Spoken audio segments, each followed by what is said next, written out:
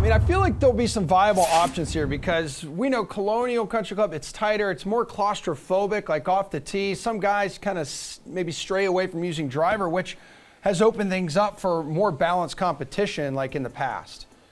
Yeah, I mean, even in the 7K ranges, there's a ton of playable players, but to me, like there's a real drop off like after you get down kind of like 7,700. But there's 4 or 5 players above 7,700 to like 7,900 that are, and they're going to be popular. And you know, we've got Brian Harman, we've got Rose, who Len already mentioned, Chris Kirk. The guy I actually like better than all of them is Gary Woodland. And you think of Gary Woodland, you don't necessarily think shorter tracks because he can get it out there off the tee. But he has typically handled these kind of courses really well. He's got a win at Copperhead in his career. I think it's a very comparable setup with skinny fairways with some dogleg. He's top 5 at Sony Open a couple times. Gary Woodland's playing really, really consistent golf. And let's not forget, 2 months ago, this guy had a one-shot lead over Scotty Scheffler at Bay Hill with 2 holes to go.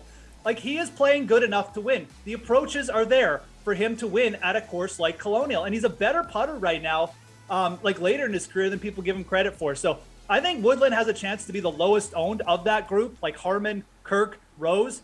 I really like going to him this week. And I think for the outright markets too, I know we're talking fantasy today, but plus 5,000 for Woodland, I think that's a good price. This guy just looks ready to break through to me. Yeah, he's got that nice little fade that can work pretty around Colonial. The little bullet draw off the tee or whatever. Yeah, man. Yeah. That thing I could watch on repeat. Yeah, that works well around Colonial. Who do you like in this price range, Len? Yeah, that upper 7, we're going to see a real sweet spot there, as Geoff was talking about. I mean, Woodland, Kirk, Harman, Rose, we could see a lineup with all 4 of those guys. We could see a lot of lineups with all 4 of those guys. And there's a lot to be said for that. I'm not going to just piggyback on what Geoff said because I agree with it and he said it, but I'll just go a little bit lower to Maverick McNeely, 7,500, hasn't missed a cut in 7 months. It shows he's played Colonial before, but don't miss a cut. You can play on any course. You adapt your game. Doesn't matter the field. Go a couple $100 lower. You'll be by yourself or a lot fewer people on board with Maverick McNeely.